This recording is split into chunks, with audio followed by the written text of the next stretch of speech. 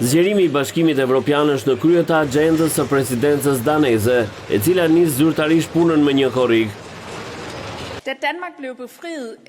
Zgjerimi është një domosdoshmëri gjeopolitike, si e vetmja mënyrë që BE të kontribuojë në mënyrë efektive në stabilizimin e kontinentit kundër ndikimit të padëshiruar nga jashtë. Presidenca daneze do të punojë për të promovuar zgjerimin bazuar në merit, si dhe përmes reformave të brendshme.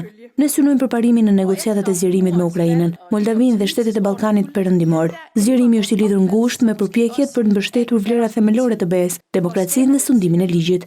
Ministri Abier tha se presidenca daneze do ta përshpejtojë procesin e zgjerimit përmes dialogut të vazhdueshëm politik, si dhe në përputhje me kriteret e Kopenhagenit.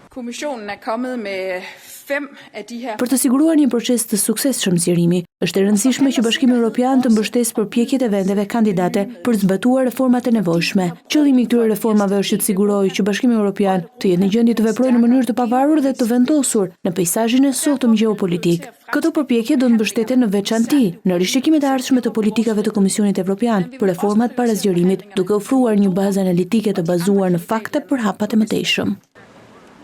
Programi 6 mujor i presidencës daneze përfshin po ashtu mbrojtjen e vlerave themelore të Bashkimit Evropian, si demokracia dhe sundimi i ligjit.